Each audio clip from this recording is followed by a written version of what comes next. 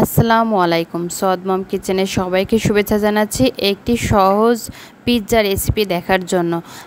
অনেক সময় বাচ্চারা হঠাৎ করেই বায়না করে পিৎজা খাবো বা যে কোনো খাবার খাওয়ার জন্য বায়না করে, তখন হাতের কাছে সব উপকরণ দিয়েই কিন্তু এই পিৎজাটা তৈরি করে দিতে পারবেন। খুবই সহজে আমি এই রেসিপিটা করেছি, আশা করি আপনাদের সবার ভালো লাগবে।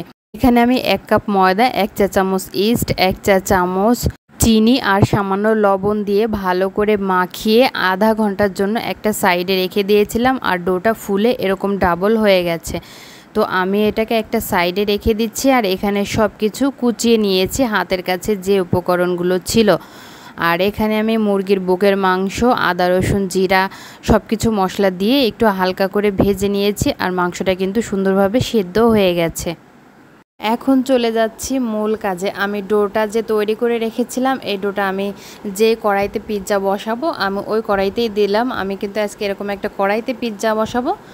তো এই যে ডোটা একদম হাত দিয়ে সুন্দর করে মেলে দিচ্ছি, এখানে কোনো বেলাবেলি করার দরকার নেই। আর এরকম একটা কাঁটা চামচ দিয়ে পুরো ডোটাকে আমি এরকম খুঁচিয়ে খুঁচিয়ে দেব, যাতে করে ফুলে না ওঠে। কোনো সাইডে বেশি ফুলে উঠলে দেখা যাচ্ছে এক সাইডে উঁচু হয়ে যাবে, এক সাইডে নিচু হয়ে যাবে।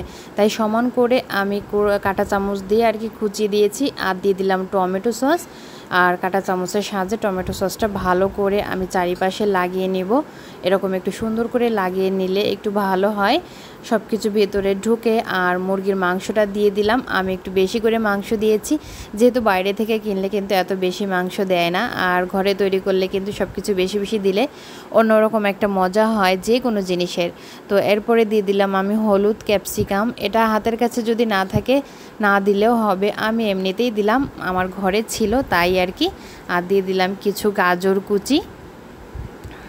সব কিছুই আপনাদের পছন্দ মতো দিতে পারবেন, যেগুলো ঘরে থাকবে। সবজি দিয়ে বানিয়ে দিলে কিন্তু বাচ্চারা এমনিতেই সবজি খেতে চায় না, তো এরকম বানিয়ে দিলে কিন্তু বাচ্চারা অনেক মজা করেই খাবে।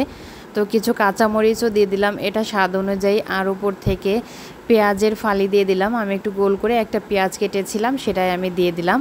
তো সব কিছু দেওয়া হয়ে গেলে লাস্টে আমি এখানে একটু ধনেপাতা দিয়ে দিয়েছি। আর একটু টমেটো সস দিয়ে কড়াইতে ঢাকা দিয়ে 10 মিনিটের জন্য রেখে দিয়েছিলাম। চুলার হিটটা একদম লোতে রেখে দিয়েছিলাম। আর দেখুন রুটিটা কতটা ফুলে গেছে নিচে, আর উপরের সসগুলো দেখতেও অনেক সুন্দর লাগছে। তো আরও 10 মিনিট আমি চুলায় রেখে তারপরে উঠিয়ে নিয়েছি। আর এই যে দেখুন পিৎজাটা কতটা মোটা হয়েছে, মাশাল্লাহ খেতেও অনেক মজা হয়েছিল।